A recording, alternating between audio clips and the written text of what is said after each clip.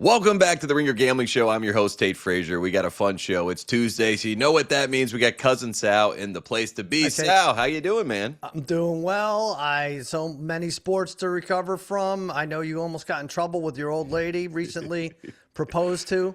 Fiance yelled at you because you're watching. What are you doing? You got your iPad out. You're watching college basketball, football. It doesn't go away. It's a lot of sports, college football, college basketball. We got NFL playoffs. I mean, it's the best of times, Sal. NBA every once in a while you can throw on. And we're going to talk about it all, right? We're going to track to the future. We're going to do some over-under reactions. We got some best bets for Tuesday. But let's start with last night, the final playoff game in the wild card round. It was Aaron Rodgers, potentially his last game, Sal, which is a fascinating wrinkle when you kind of talk about where we are in the world of NFL football. But Texans Steelers, I had an inkling that the Steelers might have a little bit of magic left in the tank, and boy, was I wrong. Total yards in this game for the Texans, 408, 175 for the Steelers, and this might be the last time we see Aaron Rodgers, but I want to get your thoughts on this game, and it was a rough watch for a Monday night. The Ringer Gambling Show is presented by FanDuel. FanDuel's got it all. Same game parlays, quick bets for jumping in live and your way so you could build the best bet that fits your play. Plus, don't miss out on the NFL playoffs all month long. Download the FanDuel app or head to FanDuel.com/gamblers to get started. You have to be 21 or older and present in select states, or 18 or older and present in D.C., Kentucky, or Wyoming. If you have a gambling problem, call 1-800-GAMBLER or visit rg-help.com. Call 1-888-789-7777 or visit ccpg.org/chat in Connecticut. Well, I'm happy. Not many quarterbacks. I'm happy for Rodgers. Obviously, we have a family. He's taking shots at some family members of mine. But, I mean, ultimately, to go out that way, he threw a 50-yard touchdown pass in his last pass. It was to the other team. But still, it counts. It all counts. He could tell his grandchildren one day about this. But honestly, I don't like him. But I was telling Simmons last night, like, this guy was like in a dunk tank last night. Like, he was just getting slaughtered by this Texans defense, which was the most impressive part, I thought, of the game for sure. Eventually, we were going to see the strip sack and everything else, 2 defensive touchdowns. But they also ran the ball well. So if I'm the Patriots, I'm a little worried about that. 164 on the ground. This team's kind of doing it all, except for C.J. Stroud. Can't get in sync with the center, which was very weird. But if they get that together, they could have a good run coming up the next couple of weeks. Yeah, that D-line's been dominating all season long. So, I mean, that is sort of what you expect from this Texans defense. And like you said, if the offense figures out something in the passing game for sure, there's a real chance they can make some things happen. It did feel like, even though the Texans won this game, the conversation was all about what was going to be the future for both Mike Tomlin and Aaron Rodgers. And, obviously we had the moment with Tomlin where he's getting booed, in the stadium a couple weeks back or a few weeks back. And everyone's like, okay, this is the end of Tomlin. But we did get the Tomlin never had a losing record, right? We got that little stat during the game last night, which was a nice little reminder that, hey, it's still not so bad here for Pittsburgh. I did want to ask you, like, which one is more likely to return, Mike Tomlin or Aaron Rodgers? Because Rodgers stormed out of his press conference last night after being asked about Tomlin. So seems like things aren't so great in Pittsburgh right now. Not a good sign. I think probably both don't return if I have to make a decision here. My hot take for 26, I think it was on the show, is that Mike Tomlin goes to Atlanta. Where, obviously the quarterback situation isn't resolved there, but Tomlin also hasn't had really a good quarterback in years. Those last few years of Roethlisberger and Rodgers and the Mason Rudolphs of the world. So he could deal with that. He could definitely deal with 8-9 or 7-10 or 9-8 winning a division. That's what it takes to get it done in the NFC South right now. I think he's gone. I think he's more likely to stick around than Rodgers. I have fun with it, but he's probably negotiating a deal to be the Cowboys' backup right now. So that would suck. Yeah, that's possible. It could always happen. Speaking of the NFC South, let's turn there. The Carolina Panthers were 10.5-point dogs at home. It was historic. There was a lot of people that did not believe in this Carolina Panthers team, which is kind of the perfect time to believe in the Panthers. You guys you've been working overtime. I know you must be tired, Sal. You had shows on Saturday, shows on Sunday. Saturday, I gave out a pick that I thought the Panthers would cover that big line, 10.5. And if they didn't give away 7 points on the first drive by going for it on 4th and down on their side of the field, maybe this is a different conversation about the Panthers having the biggest upset of the playoffs over the Rams. But again, Matthew Stafford finds a way. A lot of conversation about how incredible he was down the stretch. But I'm going to say this, Sal. I'm pretty proud of this Panthers team. I know no You moral are. victories. That's what Canal said. No moral Yeah. victories. But this felt like a moral victory. I'm happy about it. I'm happy your Panthers played tough. I'm happy the Rams didn't screw up my money line parlay, which would have forced me to pull my oldest son out of college. Yeah, the Shakey's game was getting real shaky for you. It was yeah, very, you were about very to pass shaky out. until Parkinson scored. I'm not going to hit the irony there, but let me just ask you this: does this bode well for your future, Panthers, or could they go back to being a 4-win team next year? I do feel like the confidence is there, and Bryce Young, I mean, an incredible throw late in that game. You talk about confidence boosting plays. That had to be one of those moments that you could really buy into. And, if you told me that the defense was the thing that let this team down, I feel a little bit better because the offense has been the biggest question. And they got something nice with Dowdle and Hubbard, so the backfield feels like it's figured out. And then really just losing your left tackle in this game, at least you have something to point to as a reason why there was a little bit of struggles, on the offensive line. So, we'll see about that injury, but if he comes back healthy, then, this Panthers team is trending in the right direction, which we'll take that, Sal. They were trending in the wrong direction for a while. I guess what I meant to ask is, what is the future of the Meow Mix podcast? They're done. It's we got Carolina Mike now. No, we got Carolina Mike. He came out and he said $150,000 on a football team, and wait a minute, that's not enough to buy a team. And he changed it was all good fortune after that. So Carolina Mike saved the season, and it was nice to see Cam Newton back, Steve Smith in the building, Luke Kuechly, right? It was like all the usual suspects, which is it was good. It kind of stroked the nostalgic heartstrings of Panthers fans, which is nice. It is nice when you can get the Panthers legends, the greatest, the greatest Panthers of all time, because they all just retired within the last 3 years. So yeah, exactly. Hey, Jake Delhomme was around too, and I'm true. sure he was giving people Bojangles, so that was nice. He'll probably start for a team next year. I think this was good for the Rams, though. I know everybody's as far as value, I feel like maybe you take a swing on the Rams while everyone's kind of out on them and thinks they don't look so good. And we can talk about their next matchup, which is the Bears, because that improbable comeback. I don't know what it is, Sal. Maybe we should just not watch the first half of Bears games because they don't tend to matter, especially when they play the Packers. Ben Johnson said that he likes beating the Packers twice at the beginning of the season. He has has made that comment, and now he can back it up because they have now beaten the Packers twice. And Caleb Williams was incredible in this fourth quarter. Not great before the fourth quarter, but again, he steps up in the end. Your takeaways from this game? Well, I have that Sal Steelers special, which hit twice this year. I think you broke even, but last year was great. Bet the Steelers opponent first half, Steelers to win the game. The way to do that was with the Bears this year, right? Bears opponent first half. Might want to do it with the Rams this week, and then the Bears to win the game. I mean, I'm with you. I don't know that Caleb Williams should even play the first three quarters, right? With the damage he's done. There's going to be a time where they're not going to be able to score 25 points in the fourth quarter. They're not going to have that many possessions. Maybe it isn't that case. So I don't know. Does someone start? Maybe a Jake Delhomme comes in for the first three quarters. There you go. And then we see Caleb, so we don't have to see him face plant for 2.5 hours. But this is an extraordinary situation we're seeing with the Bears, who were very unlucky last year, and now it's they've made up for it in spades this season. And it's also fun just when Chicago, the city, has a winner. Definitely. It feels like it doesn't happen very often. And I know there's kind of the looming decision to move the stadium to Indiana. So, they'll be the Indiana Bears very soon. So Chicago can soak it in. But it was a nice win. And I love that rivalry. We'll talk about it a little bit later because there's a lot to get to there. Let's talk about the Bills. Obviously, big story here, Josh Allen versus Josh Allen. I feel like you were the one that was hammering this point home more than anyone. So I wanted to give you some love. We didn't get enough talk about this. There's not that there's 1,000 things to talk about with the Jaguars. It seems like someone would have brought this up, but I know they've played against each other before. But yeah, the Josh Allen everybody has on fantasy ended up winning this. I thought the weird thing with this was that tush push was obviously a big factor for the Bills, right? And they voted against the tush push.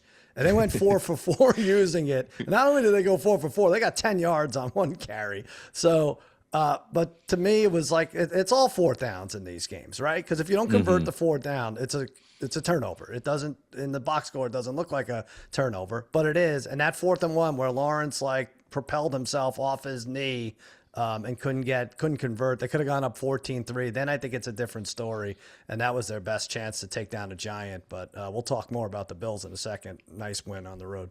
Yeah, nice win. And Trevor Lawrence, I mean, I just felt like this game was destined for overtime, right? I mean, you got the best kicker, a guy who set records in the playoffs. All you have to do is get in field goal range. And then the first pass, you throw it into coverage across the middle of the field, intercepted, game over. So Trey White, an incredible play there. And obviously, I know Bill was talking about, like, you can't just bet on the quarterback. It can't just be like, oh, it's Josh Allen versus Trevor Lawrence. But it did feel like at the end of the game, that was the story. You mentioned the tush push, so let's talk about this team. Eagles, their lack of offense didn't matter about the tush push. They were not able to find their footing. The Niners win this game. Sirianni had the weird A.J. Brown moment on the sideline. It felt like that's been bubbling up for quite some time, and we finally saw that bubble over.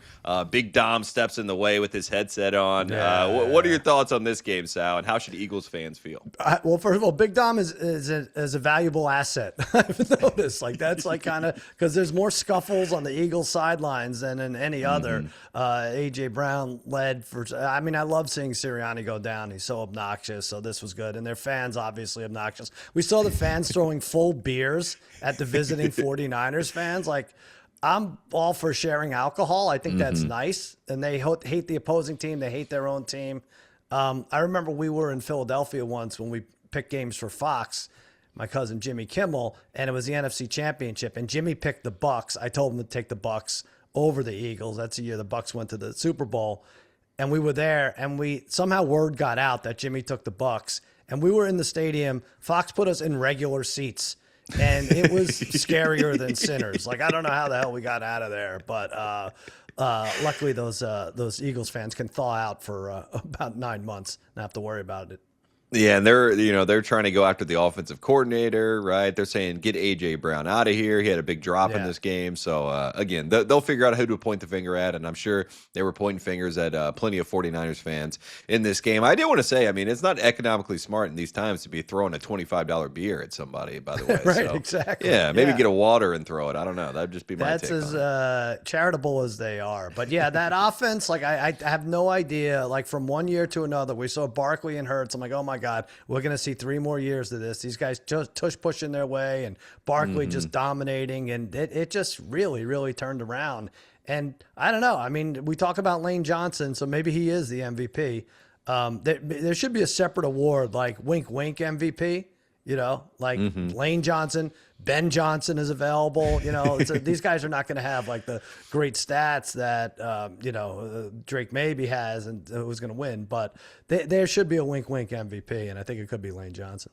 Yeah, Trent Williams maybe even for the 49ers as well. You mentioned Drake maybe. Let's talk about the Patriots because he gets his first playoff win. They dominate the Chargers, even though 2 crucial turnovers that felt like if the Chargers get points from those turnovers, maybe this game is a little bit different, but it did not matter at the end of the day. There was a lot of people in our purview here at the Ringer Gambling Show and beyond that were making picks, and it felt like everybody was on the Chargers plus 3.5, Sal.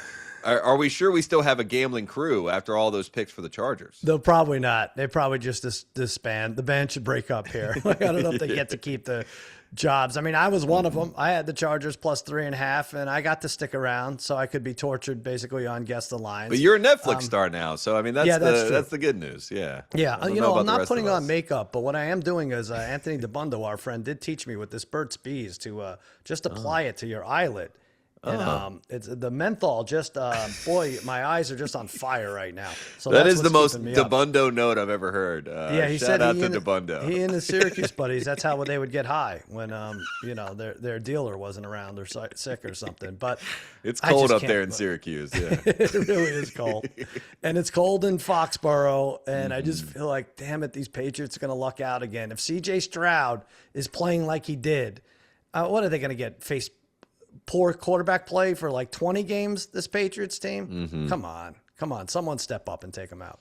I was just happy that Drake May won that game for my own, affinity for Drake May, because if he did not win this game, Sal, that group of Boston sports fans would have turned on him quicker than anything you've ever seen. So no doubt about it. They would have been using all the arguments that have been used against him about the schedule just as quickly as the haters have been. So it was nice to see him get a nice touchdown pass, luckily in that game. And poor Herbert. I just felt bad for Herbert the entire time. We'll talk about him a little Yeah. bit later. Let's flip forward. Let's do some divisional playoff picks. You're going to have your actual picks later in the week as we get closer to these games. I'll give You know out what? my I picks. might not. I might Okay. actually not. I think we were 0-5 on the Ringer 107. So Okay. I think we could pass and come back for the championship round. That's fine. I like that Bill is taking his NBA brain to the 107 picks. He's like, I'm going to tank this season. I want to have the worst 107 record possible. I thought that was nice. Tanking in January. Yep. It's perfect. NBA brain. Let's do some NFL talk here. Divisional playoff picks. First up, we got Bills going to Denver. The Broncos. Broncos not favored at home in this one. Plus 1.5. Over under a set at 46.5.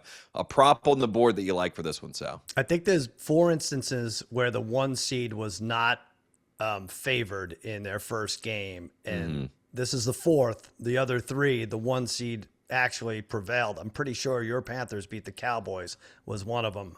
Michael Irvin, I remember that was a big game. I'll take a player prop. I'm going to go James Cook under 81.5 rushing yards. He's largely the reason the Bills are where they are, but this is another tough defense. And, look, he himself is under this number in the last 3. 46 the other day. Broncos, second versus the rush.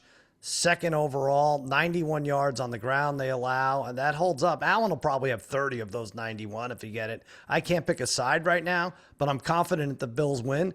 It's not going to be because James Cook beat the Broncos up. This line is interesting because Simmons thought Broncos would be favored. The Bills, I don't know who's not betting the Bills. You're not betting the Bills, that's for sure. Yeah, I'm on the Bills. I just feel like, the after I watched that maybe it's, I can't let one game sample size, kind of break my brain here, but I watched the Jags go to Denver and handle business. And, I just feel like that was a blueprint, and I don't feel like the Broncos are playing their best football, and I do feel like the Bills are kind of perfectly back against their walls. They know this is an opportunity without some of these other, big-name quarterbacks, Lamar, obviously Mahomes in the playoffs. So I just feel like it's a nice draw for them. It is weird that everyone's kind of out on the 1 seed and that a 1 seed at home in the Mile High City with that advantage at altitude is not favored, but for whatever reason, I'm going to stick with the Bills. I'll take the Bills minus 1.5, and you can get that at plus 108. I think it's what you said. It's like, well, maybe it's the quarterback. Maybe you just take the quarterback after all, right? Like Josh Allen, Trevor Lawrence, Josh Allen got it done. Now he's up against Bo Nix, who we know struggles to put up more than 13, 16 points in a lot of games. And Caleb Williams and Bo Nix kind of have the same syndrome, which is like we show up in the fourth quarter, but we don't, show up for the first half. So if they let that happen, maybe the Bills can get out and get a big lead, and then we'll see what happens from there. And maybe the Broncos fans aren't too happy and they're not in the game, and the rest is history. Next up, we got a matchup. They said we'll see in a couple of weeks. The last time they played each other, and turns out that they were correct. Mike McDonald called it. 49ers at Seahawks. Seahawks -7 in this game. The over/under is set at 45.5. Sal, player prop on the board that you like. Yeah, seeing in a couple weeks is key here because Seahawks have had a couple weeks off. They've had 13 days, and for whatever reason, they're making this a Saturday game. They didn't have to make this Saturday. The Rams and Bears both played Saturday. They could have put them Saturday. They don't need the extra day. They get 8 days.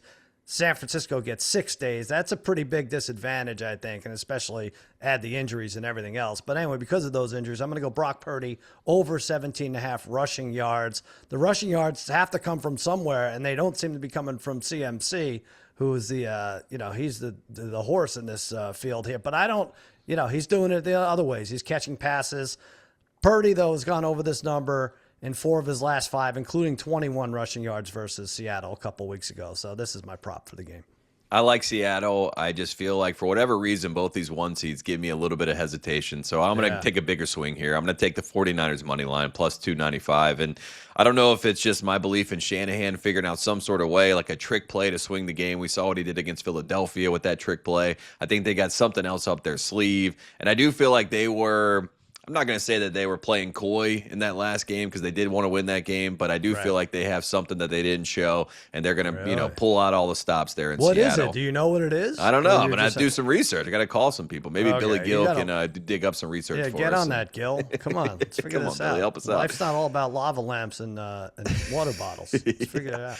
Yeah, there's something there. But yeah, I'm gonna take a swing. I'm gonna take the Niners in that game, and I don't know. It just feels like it's tough to beat a team 2 weeks ago and then have to play them again, even if you are at home. So a little get-back game there for the 49ers. I mean, we could definitely see, Sam Darnold could be rusty in the first quarter. Who knows? Maybe the 13 days off works to the 49ers' advantage. I mean, they scored on the second play of the game. That's pretty helpful for a team that's down on their injury luck. I don't like when Sam Darnold's supposed to win. I guess that's probably my biggest takeaway. When Sam is like supposed to do something good, I feel like that's when he has a kind of a dumb Darnold game. So that's what I'm leaning towards. Next up, we got Rams at Bears. Bears plus 3.5 in this one. 50.5 is the over/under. A prop that you like in this one, Sal. And I see what you got written here, and I like this prop. Yeah, I mean, we've gone through it, right? Caleb Williams to throw an interception minus 114. I can tell you it's going to happen, and it's going to happen in the first or second quarter before he hulks out like he always does. Right. It'll be one of those first 10 or 12 passes that sail across the city to Wrigley Field. 3 interceptions in 2 games. Just do your thing, Caleb. Stick to the script. I'll collect the loot for your generosity towards the Rams defense. Kobe Durant or Emmanuel Forbes comes up with a pick here. Yeah, I'm with you. I think Durant's the guy I would point to. He had a great game against the Panthers, and I think he's going to do something similar against this Bears team. And I do feel like the Bears just celebrated too much after this Packers win. It just, I don't think their eyes are on the ball, and I think the Rams are a little bit underrated after how they played against the Panthers. But when you have Matthew Stafford, I feel pretty good about this group. So Rams minus 3.5, minus 118. You can get that line. So I think they win by a touchdown, maybe more in this one. I think this looks more of like the Rams team that people, because I feel like they're the kind of popular pick, to go to the Super Bowl out of the NFC. So I think they look like the team that people like this week. This is a similar thing to how the Bills are doing it. They're making a big deal out of the weather. It's supposed to be deathly cold on when is this game? Sunday. So I don't know. I feel like whenever they bring up the weather, there's 90% chance it doesn't factor in at all. Like they'll show at 10 in the morning, they'll show a snow-covered stadium. There's no way anyone's going to get in or out. And then there were flurries in the Bears-Packers game in the fourth quarter a little bit for about 4 minutes, or rain or whatever it was going to be in the Eagles game. Just doesn't ever seem to happen. So I wouldn't discount Stafford because of the cold conditions. And I mean, same with the Panthers game, right? It was supposed to rain in Charlotte. That's Everyone's right. like, take the rushing over. Is this going to be a rainy, ugly game? And then Stafford's slinging the ball all over the place. So I'm not really going to lean into it too much. But yeah, I like the Rams in this game. Last one, we got the Texans at the Patriots. Patriots minus 2.5 in this one. The over/under is set at 41.5. You and I both like props in this game, kind of against each other. But I'll go to you first. Sal. What do you like? I'll take Drake maybe under 1.5 touchdown passes. That's minus 178, so that's pretty rich vig there, but try to parlay it with something. It's very tough to throw on this team. We saw last night. We've seen throughout the whole year. It was tough to throw on the Chargers too, but I think New England's going to have to open it up with Ramondre. And by the way, Collinsworth had a very difficult time saying Ramondre on Sunday night. He doesn't have to worry about it this week. Too many syllables for him, yeah. Yeah, that's it. And yeah, I think if there's an H, he's just done. He just can't do it. Whether it's tush push or a silent H and Ramon, he's just not doing it. So he's gone under in the last 2 and the last 3 of his 5 under 1.5 touchdown passes. So yeah, parlay that with something because it's minus 178. I think Vrabel's going to make him watch a lot of tape, especially with the ball security in the pocket with pressure around him. He did not look like the Drake May that we've seen for the most part this season. Looked like rookie Drake May in this past game. So I think Drake May is going to have a better game here. I'm going to take Drake May rushing touchdown plus 340. I do feel like his legs bail him out. He showed that against the Chargers, and I think that pass rush is going to get upfield. He's going to have some running lanes, and he's going to have to make them pay with his legs. So I'll take Drake May to get a rushing touchdown. You can get that number at plus 340. So we're talking Drake May, and Drake May used to play college football, and he played at North Carolina. Did? Yeah, he played at North Carolina. See, I got to brush up on all this. I don't know what's wrong with me. Well, I don't think North Carolina will ever be in the national championship game, but a lot of people said that about Indiana. Let's start there, Sal. We got Miami versus Indiana. Indiana, a heavy favorite in this game. Minus 8.5. The over-under is set at 48.5. Sal, what do you like in this game, and kind of what do you expect in Miami? A home game for the U. Listen, we talked about, Darnold, he's going to start slow and everything. I'm probably going to have just $1 zillion on Indiana money line parlay with the Seahawks. So come bail me out Monday night or maybe before. I don't know how it goes. But I do think this will be closer than the Oregon game. It kind of has to be, right? So, Miami 47 sacks, 5th in defensive scoring. And that's why I think Mendoza's going to have a problem breaking away here early. So I'm taking the teaser, -2.5 and under 54.5. Still going with the Hoosiers. The fact that this game is in Miami and Michael Irvin's going to somehow figure out how to play defense. By the way, I offered Michael Irvin in August a free bet. He took $100 on the Hurricanes at 25-1. Wow. So I owe him $2,500 if that comes through. I think he's going to come on. I think I'm going to interview him this week. But anyway, that's 5th amazing. in the nation defensively. We're going to see a Carson Beck turnover, I think, decide this one. Not a route like we saw last week, but 27-21, I'll say right in there. I'm going to take the teaser. Yeah, I like that call, and I do feel like Indiana is the right pick. But for whatever reason, I just feel like now that everybody's on the Hoosiers, everybody's buying into what they've seen from Indiana, and that feels like the perfect time to go the opposite direction, especially for a team that has been kind of living off the chip on their shoulder. So I'm going to take Miami money line. I'm going to take the big swing, +265. Do it. I really like Carson Beck and what he's been able to do in this playoff run. I feel like he's getting more confidence as things are sort of going on in the playoffs. Had the nice run, +650. We called that on this show, so that was nice. You sure did. Yeah, yep. Game-winning touchdown, a rushing touchdown for Carson Beck. I was at home screaming, Sal, please God, run it in, as I saw the kind of the C part for him there, and that was nice to see. So again, I'm going to take the U in this one, money line +265. You know what? Yeah, I'm sorry. I don't want to cut you off, but I also don't want you to go on to the next thing. So I have no choice. I mean, I could snap my fingers or something. But no, but it is interesting how it's forced fans to root, right? Like normally, like Carolina, Miami, there's a little bit of a rivalry. You're a UNC guy. You wouldn't maybe be rooting for Miami so much. Ohio State wouldn't be rooting for Michigan and vice versa. But because the committee screws these conferences over so much, you need Miami to go as far as they can for you to be able to say, ha, I told you so, even though you probably don't like Miami. It is a weird thing. You don't really see this in any other conference or sport, right? Like the Bills aren't rooting for the Patriots and vice versa if one was to get past the other. But you can imagine, like, when it's the conference supremacy. I mean, the SEC created this economy that we live in where it's like conference pride. We have to pump our chest out, you know. So now I have to fight fire with fire. I've never cared about what the rest of the ACC does, but college basketball, they're like, only 3 teams in the ACC are going to make the tournament last year. And I'm like, what are you talking about? 15 teams from the SEC are going to make it and 3 from the ACC? Like, this does not make any sense. And then you end up in a war. And you know what it's like? It's like, oh, my God, my sister's such a pain in the ass.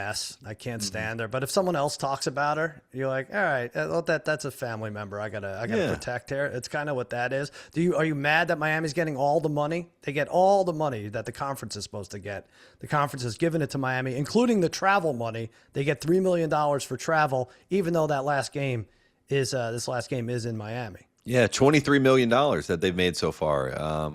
I like it. I mean, it's a reason to keep the ACC afloat and also a reason to maybe attract some more programs to come play in the ACC because the SEC is splitting all that money. So, it makes them a power conference, keeps them in the mix. So that's where we are. If you go to FanDuel right now, they got CFP specials on the board, Sal. I know there's a lot that you like. I mean, a lot of touchdown props and things like that. Is there one out there that you really see that you're licking your chops at? Well, I'm going to help you out here. Maybe not, but I'm going to say for Miami to win this game, I think the defense has to score or do something close to that. And you get +800 for the Miami defense to score. Strip sack, take it to the house. It's kind of going to be a hedge for me. Ruben Bain picked up a strip sack and on the turf against A&M and took it all the way back. Miami may need 2 or 3 of these. Let's get +800. And if you're brave enough, first touchdown being a Miami defensive touchdown goes up at +4,500. Yeah, maybe Mendoza's a little too hyped up in this game. Throws a bad, like what Dante Moore did, a little pick six to open the affair. So I like that, +800. I'm going to go with Baby Jesus, which I think is the best nickname in college football. Malachi Toney, true freshman, supposed to be in high school this year, and I think he's going to be in Miami. He's going to have the fans behind him, and I think he's going to, the lights are bright, and I think Malachi Toney shows up. So I'm going to take a Toney touchdown +145. So many great stats thrown in when college football gets ridiculous. But Malachi Toney being 11 when Carson Beck was a redshirt freshman might just be my favorite. It's the best. What a great sport. We love it so much. We're going to take a quick break here. When we come back, we got track to the futures. We got over-under reactions, and we got a lot more to get to. Love talking football with you, Sal. We'll be right back after the break. The Ringer Gambling Show is brought to you by FanDuel. The divisional round is where the NFL's best takes center stage. And with everything on the line, FanDuel is turning on playoff mode because all customers get a profit boost pack every NFL playoff game day waiting for you in the app. More boost means more ways to level up your playoff bets. FanDuel makes it fast, easy, and fun to get in on the playoff action. And when your best bet wins, you'll get paid instantly. So visit FanDuel.com/gamblers and grab your profit boost pack every NFL game day. Must be 21 or older and present in select states, or 18 and older and present in DC, Kentucky, or Wyoming. Opt-in required. Bonus issued as non-withdrawable profit boost tokens. Restrictions apply, including any token expiration and max wager amount. See terms at sportsbook.fanduel.com. Gambling problem, call 1-800-GAMBLER or visit rg-help.com. Call 1-888-789-7777 or visit ccpg.org/chat in Connecticut. All right, we're back. Ringer Gambling Show. I'm your host, Tate Frazier. We're here with Cousin Sal, and now we get to have some fun, some track to the futures. If you go to FanDuel right now, you can find some future bets that might be to your liking, Sal. We just beat the hell out of these futures bets, right? We're going to go over them and over them and over them. I love it. There's still some value in some of these. So I love it that they updated.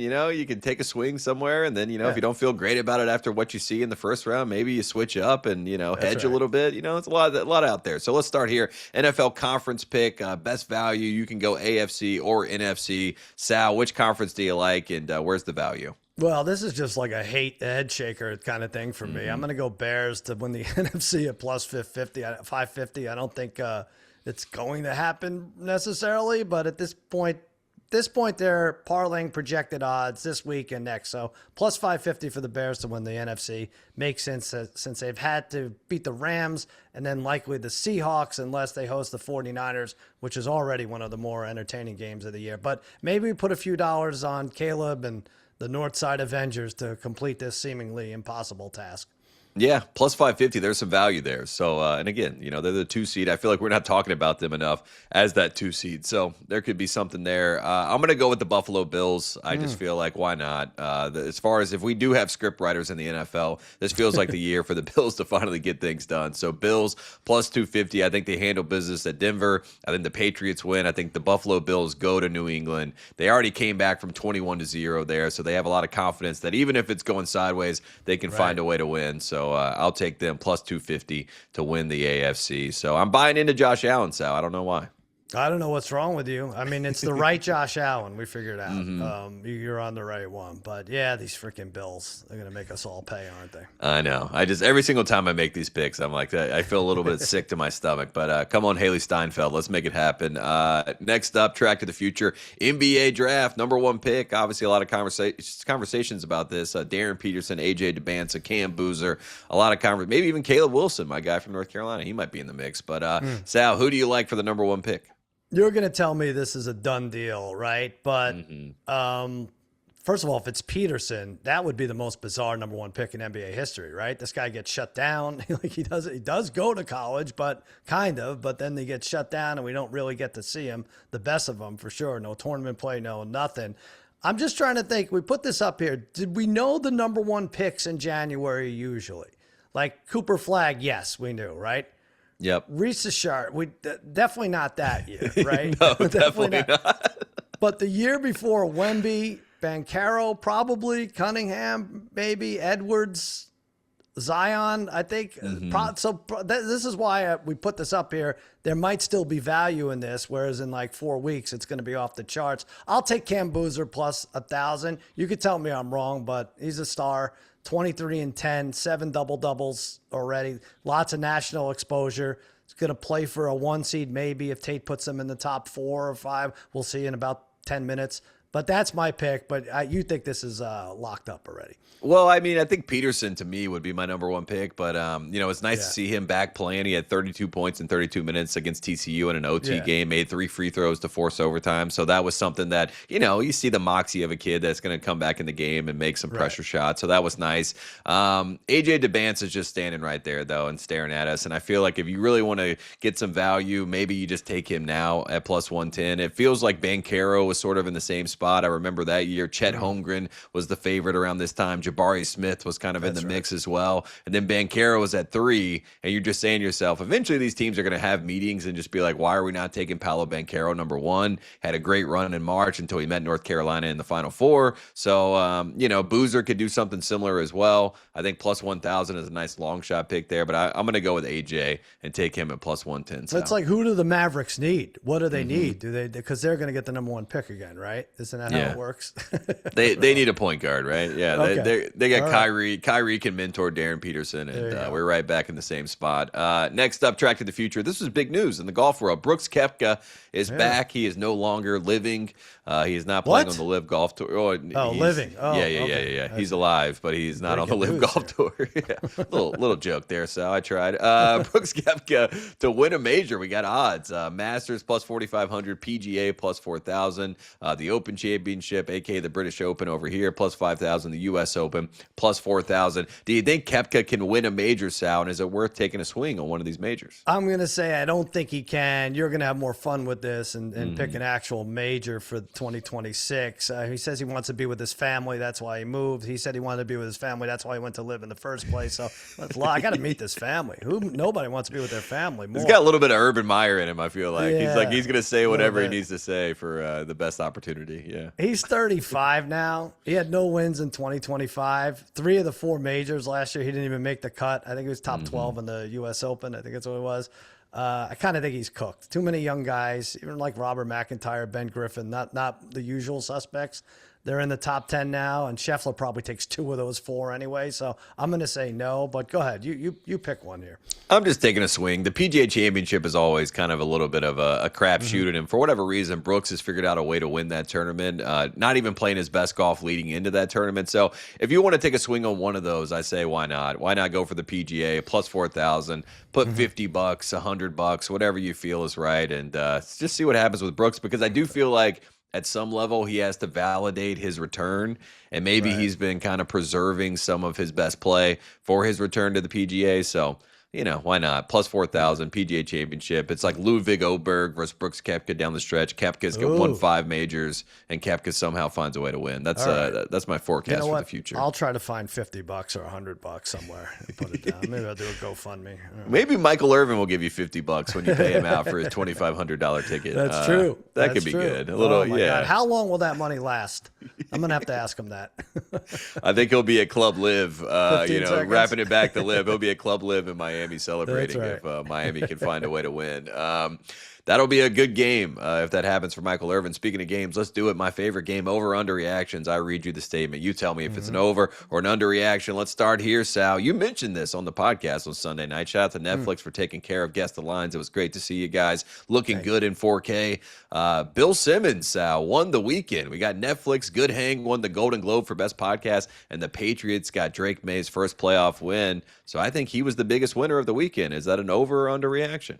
It's an underreaction, but it's fixed. This is all fixed, right? I mean, if you don't think sports and the ringer and taking a sauna while wearing a shirt are fixed, just look at what happened to Simmons this weekend. I try to get him to tell me which he would have preferred if he can only have one, Patriots win or Amy Poehler win. He lied and said he didn't know. We all know the answer, but honestly, he's the big winner. Ben Johnson, bronze. Aaron Rodgers, detractors, silver, and the sportsish guy gets the gold. Good job. Amy Poehler's parents also Patriots fans, so they probably felt like they won the weekend as well. She said she told her parents to go watch the Patriots game as she was doing her acceptance speech. Also shouted out the Ringer and Bill Simmons in the acceptance speech. Saw some friends last night. They were like, I didn't know the Ringer had Amy Poehler's podcast. I was like, oh, great. Yeah, it's good. Your friends talk like that? Yeah, that's how they talk in my mind. As they, it's a little patronizing. But I'll take it. I'll take the win. Next up, Sal, the Packers need to keep Matt LaFleur for the sake of the Green Bay Chicago rivalry. Sounds like it's happening. Over or underreaction? Tate hanging out with a bunch of Sean Connerys. You're a fraud. She's on the Ringer. I kind of agree. He should stick around. I'm conflicted. They're probably not going to get anyone better. They'll get a lot of mileage out of this LaFleur-Johnson rivalry. The F the Packers, no handshaking, the grating cheese heads. But I was thinking about it, and it's like the Packers have dominated the Bears for so long. It's like decades now. And now it comes to an end. And I was kind of like trying to make an analogy. And it's like the coyotes eating the chihuahuas, right? And all of a sudden the chihuahuas are embarrassing the coyotes, just making them run into traffic and kicking them around. And the head coyote kind of has to go at that point, right? So this is a big problem in my neighborhood, coyotes eating chihuahuas. So There's a lot of coyotes out here. I've seen them too. Yeah, so they like travel in packs down the street. It's very, very weird. I don't know what any of that means, so I'm going to say underreaction. I think it's great for the NFL. I love this rivalry. I love that Ben Johnson just hates Matt LaFleur, and Matt LaFleur has tried to act like he doesn't know who Ben Johnson is, but he obviously knows at this point. So it's good for the NFL, good for the rivalry, and it is funny when it's like two like nerdy football offensive guys that are just like trying to take shots at each other. So I think it's fun. I think it's good for the game. Next up, Sal, Justin Herbert, my guy, will never win an NFL playoff game. Over or under reaction? Oh, this is harsh. All right, I'm going to say overreaction. Okay, I think good. he'll get one, but it may have to be for a different team. I mean, this is going to sound crazy, but I might just demand a trade if I were him. How many years are you just going to get smacked around in the pocket? He's taken 95 sacks in the last 2 years. And it just, to me, it's like if you got rear-ended on your way to work every single day, you'd find a different route, right? You'd figure it out. And you have a front row seat to this. You're a season ticket holder. I know a lot of it is injury luck, and it's been bad luck for the offensive line for the Chargers, but there are about 5 teams right now who hover around the playoffs that need a quarterback, the Falcons being one. We talked about the coach thing. He could make them a winner. I would look around if I were Justin Herbert. Yeah, no Joe Alt. Omarion Hampton is hurt. So, I mean, there was a lot of reasons you could point to on the offense as to why they struggled. But I really thought, Keenan Allen and Derwin James were both in that game in 2018 when they got stomped by the Patriots. I thought they'd have a little bit of something maybe up their sleeve. But Harbaugh just kind of looked lost in this game. And I've been a Harbaugh defender. I like what he's done as far as the kind of it's trending in the right direction there with the Chargers. But they did not look good in this game. And you should write him a letter. Say, hey, Coach Harbaugh, I've been a fan of yours, but I have season tickets. All right, I sell usually about 7 of the 8 home games. You see this? Look at this. What is that? It's a Harbaugh bobblehead. Oh, wow. Look at that. All right. That's how locked in I am. Yeah. It goes right into the trash. They lose again this year. That's it. Luckily, I got the Shohei bobblehead right here, so that's the better one. I'll stick with that one next time. Sal, next up, not picking the Buffalo Bills to win the Super Bowl will be our biggest playoff regret. Over or under reaction? I mean, you nailed it. You just took them in the conference picks. The league is basically saying, yeah, you people are idiots. All you talk about is how there's no Mahomes and no Lamar and no Burrow, and there's only Josh Allen, and yet you're not going to do anything as Josh Allen waltzes into the Super Bowl. Blue chip quarterback, the only one in the playoffs. You can get 6-1 to win the Super Bowl on the Bills, or what'd you say, plus 250 to win the conference? Those are still pretty good numbers at this point. I'm going to say underreaction. Yeah, I like it. Good call there. Next up, there's a lot of conversation about the offensive coordinator in Philadelphia. So I say to you, Sal, the Eagles should hire Mike McDaniel as their next offensive coordinator. Over or under reaction? I know DC. I heard House talking about this. DC wants Mike McDaniel back, but I think the Eagles should hire him. What do you think about that? Well, I mean, it's an overreaction probably. You know, Matt Eberflus, RIP, proved that going from failed head coach back to coordinator isn't always a great solution.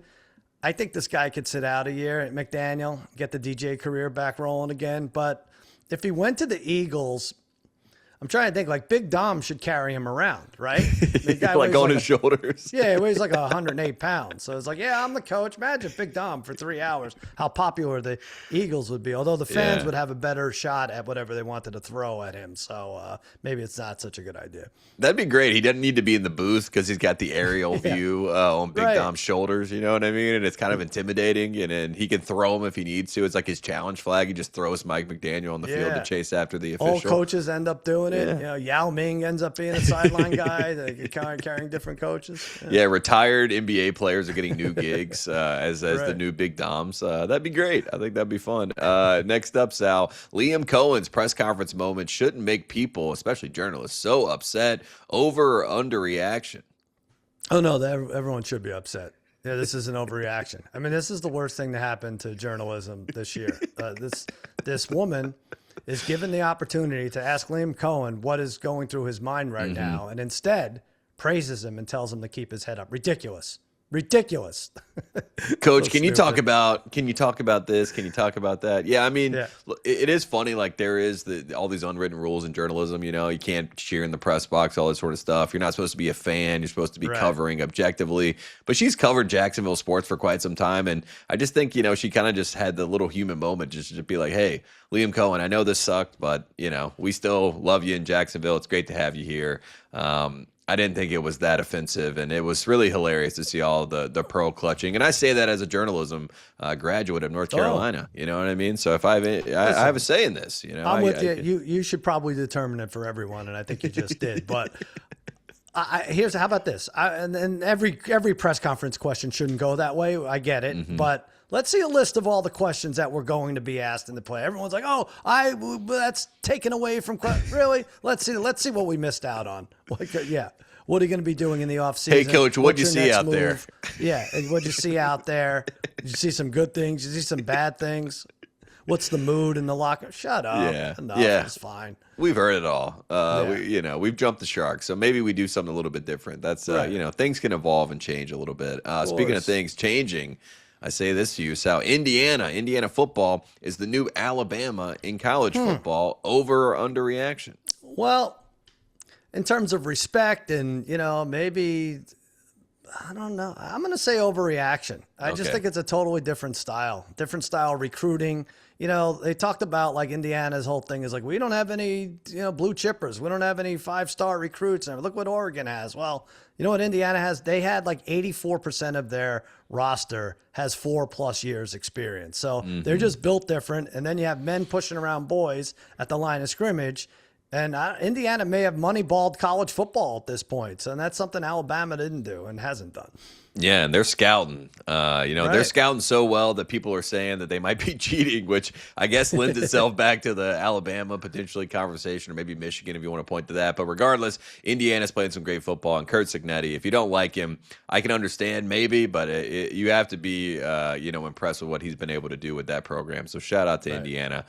Next up, Dylan Raiola, a.k.a. Patrick Mahomes 2.0, transferred to Oregon after seeing Mahomes in a Ducks jersey. Sal, over or underreaction? This guy's something else. Yeah, he heard Mahomes was watching a Portland Trailblazers game, and that was enough. He's like, okay, I got to get to Oregon. He flipped through it on the NBA pass. But this is weird, right? Because Dante Moore, subpar performance against Indiana, still undecided if he's coming out. Oh, he's gone. NFL. He's coming out. You think he is? Okay. Well, Oregon said, yeah, take your time. We don't care. We got the Mahomes wannabe. So you do whatever you want. You're not going to be playing here. But interesting. It did surprise me. But got to be excited to have Patrick Mahomes in Eugene. Yeah, wearing number 15, doing the Patrick Mahomes kind of rundown and celebration. It will be interesting. Mahomes is an Adidas guy, so for him to go to the number 1 Nike school, it might be a little bit of him getting away from. But who knows? Maybe Mahomes signs with Nike in the offseason, and Raiola knows something that we don't know. We'll see what happens there. It'll be fascinating. Last one, Sal. None of Sal's New Year's resolutions are still intact. It is January 13th. Over or underreaction, Sal? All right. Yeah, there have been a few that have gone down already. No parking tickets, I said, and I got one last Thursday. Like, no that didn't way. take long at all. Oh, yeah. Right in front of my house. So stupid. I blame the Coyotes. The Coyotes. Yes, I blame the Coyotes too. No screaming the F word combined with the C word for the family to hear after a play or a call doesn't go my way. That's gone. I lost that one. Cut down on snoring. The old lady says that hasn't happened, and she actually records me, which is a great way to wake up saying that. But I keep her up, so I guess it's. But that's an overreaction because I did. I have lost a few pounds. I lost 3 pounds for Netflix in January, so it's actually part of the agreement. Yeah, you're looking good. No makeup. You're still looking good. And I will say, look, you deserve to sleep and snore. You're working hard. I mean, I feel like every day you're on the air talking about all these games and everything and giving out picks. So you deserve to get some rest. So I can go 0-5 on every show on the Ringer Network. It's amazing. Look, if you fade it, then you win 5 for 5. Yeah, that's what exactly you know what I mean. It's better to be that way. That's what I always tell people with picks. It's like you'd rather be completely wrong or completely right. You know what I mean? It's in the middle when we have some issues. shoes. Yeah, I'm not taking everyone's money and gambling it for them. I'm just saying words that don't make sense. And we're just having a good time. We're just talking. Right. We're going to take a quick break. When we come back, we're going to talk some college basketball. And we also got some Tuesday best bets after that. We appreciate everybody tuning in, and we will be right back after the break. Welcome back to the Ringer Gambling Show. It's time for a one shining segment. We're going to talk some college basketball. And Sal, I turn it over to you. I know you're fired up for some college basketball. I'm going to turn it back talk. to you in a second because I know you have your top five. Everyone's very excited. Last week it was Michigan 1, Arizona 2, Iowa State 3, UConn 4, Purdue 5. Does that shake up this week? Absolutely. I think I have created a new curse in college basketball. I need to start putting Duke number one and trying to get them out of the paint. So had Michigan number one last week. I went for it. Michigan looked terrible last week. They almost lost to Penn State. They ended up losing at home against Wisconsin. Wisconsin was out of their minds, made 15 threes in that game. So Michigan, they're going to get humbled this week. I got a new top five for you. Arizona, we'll put them rightfully at number one. Give them some love. Iowa State is at number two, and I say that with a pick coming up, a little teaser that might be, fading my own rankings here. I got UConn at 3 because, again, Dan Hurley scares me, and I like putting him in the top 3. They're also number 3 in the AP poll. We got Duke at number 4, and we got Michigan at number 5. I'll still keep them in the top 5. I like Dusty May's group, but that is the updated top 5, and I apologize to all 5 of those teams because things could turn very poorly very soon. Don't apologize. They have to be men on the court. That's how they get it done. Tuesday night, speaking of on the court, Virginia at Louisville. Cardinals -3, 155. Good one here. 16th ranked Cavs, 14-2. Travel to Louisville. 20th ranked Cards. Louisville with that loss to Duke last week. We called it. Oh, no, we didn't. We liked the other way. Who do you like tonight? Yeah, we liked the first half in that game. Louisville looked great in that one. And then Duke came back and, made it look like what we would not want to see. So Virginia at Louisville, Virginia moves up from 23 to 16 in the polls. They look good, playing great defense. I'm going to take Virginia in this game. And Louisville's got some injuries. Mikael Brown is out. Ryan Conwell is struggling right now with an injury. And they got a guy from the G League, London Johnson. They're trying to fit into this team. So Pat Kelsey figuring some things out, and Virginia has figured out a lot. So I'll take Virginia. All right, let's do Indiana at Michigan State. Tate, 5.5. Sparty, 140.5 is the total. Hoosiers beat the Spartans by 25 a couple months ago. Oh, no, that was a football game. But this version of the Hoosiers is tough. Lamar Wilkerson, 32 in a losing effort the other day. Who do you like here?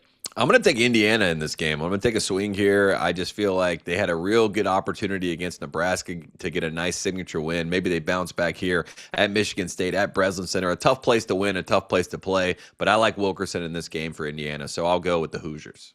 There you go. Look at that. Yeah. We got through it. And you have a best bet coming up also in college football. When we return, let's do it. Have a couple of minutes. Ringer Gambling Show. Don't you go anywhere. Best bets ahead. Welcome back to the Ringer Gambling Show. Last thing before we leave here, we got our best bets for Tuesday night. Sal, I turn it over to you. What do you like on the board tonight? Let's do it, Tate. It's in the association. Hawks -4 over Lakers. It went from 1 to 4. Lakers in the midst of a 5-game, 7-night nightmare. Hawks stacked the Warriors on the road by 13 the other day. LeBron almost definitely not playing. Definitely not now that it went to 4. Not. New look Hawks and CJ McCollum make it 4 in a row with a win and a cover tonight in Tinseltown. Yeah, they're in a honeymoon period over there with the Atlanta Hawks. Right. So I like that call. Not a honeymoon period for the Lakers. I'm going to take a college basketball game. Kansas money line at home against number 2 Iowa State. You can get that at +150. Kansas needs to win this game, has to win this game, and I think they do find a way to win this game. So I'm going to go with the Jayhawks in this one. Darren Peterson plays well. So there you go. There you have it. A Ringer Gambling Show. We appreciate everybody tuning in, and we hope everybody has a great week, and we will see you next week.